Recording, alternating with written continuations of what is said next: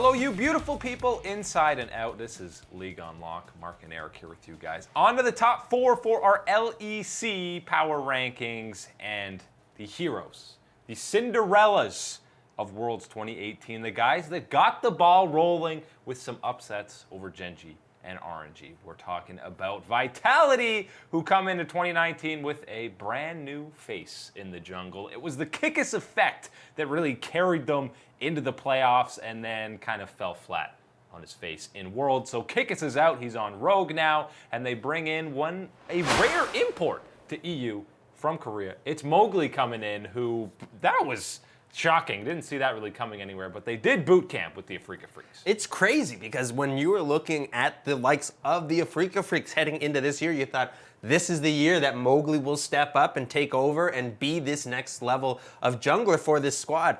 Nuh-uh, not happening there in LCK. Mowgli here in the LEC, and boy, am I happy to see him here because this is exciting to finally have him here on this LEC roster and to add him in to this Vitality squad that did do what they did last year and has proved a lot of their talent, a lot of the growth of players like Jizuki and Attila here, combining that in with Mowgli.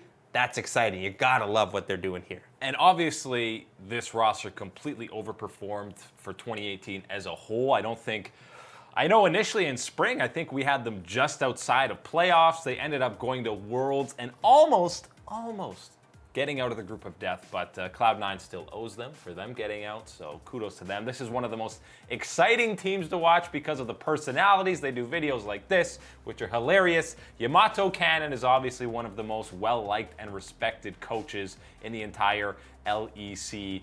So the main question mark is obviously Mowgli coming in. How does he fit into this aggressive play style? Because we saw throughout all of their time in EU and at Worlds, these guys want to fight 24/7. Yeah, and Mowgli is going to fit right into that because if you were watching him on the Afrika Freaks, it was a more aggressive style that was able to come out when he was the jungler there compared to someone like Spirit there. I think that when you do add in what Mowgli can bring to this roster, it does match up that hype level. It matches the energy that these guys are going to be bringing on these voice comms and what they're going to be trying to do in game. Mowgli will be ready for that, and he will be right in the thick of it with the boys, trying to get things done here, trying to get these advantages anytime you can. That's exactly what's going to be going on. This, to me, is a perfect fit. Yeah, it's obviously communication is always going to be a concern, an issue when you have a Korean import coming over, but Mowgli's English isn't that bad. And again, Vitality boot camped at the Afrika Freaks gaming house when they were over in Korea before Worlds, so they spent a lot of time with the team. Obviously, they felt confident enough that it wouldn't be a big enough deterrent to not bring him on to that roster. Kickus is gone. Gilius is gone. This is the only change that Vitality make coming in to 2019, which only developing further the likes of Jizuki and Attila, who were the 2 stars of this squad last year. And hey, what's going on right now in your solo queue games? A lot of time, it's jungle mid that it makes the difference here. Better jungle mid, better win. Right there, that's how it goes. And right now, when you're looking at this Vitality lineup with Mowgli and Jizuki coming in for another year of experience getting under his belt here, that is an exciting proposition to think about if you're a Vitality fan, because that is absolutely, compared to almost every other team here, that is the better jungle mid duo. And if they can get that synergy rolling, that aggressiveness, aggressive nature that both of those players have could be leading to a lot of advantages and kills for Vitality. And we saw last year, if Jizuki isn't, the main driving force, Vitality definitely struggles. If he had a bad game, more often than not, they were not getting a W in that one. But one of the key guys to also look for.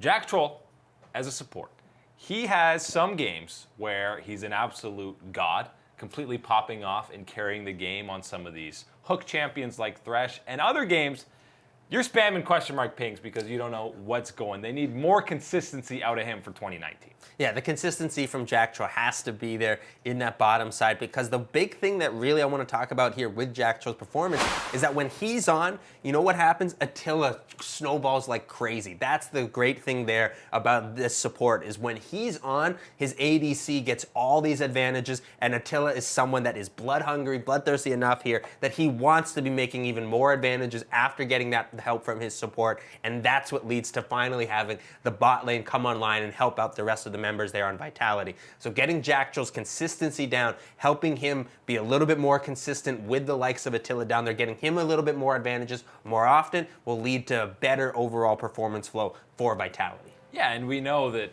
Attila likes to play super aggressive, especially in team fights. So when he has snowballed ahead, oh, this play's still... Yikes.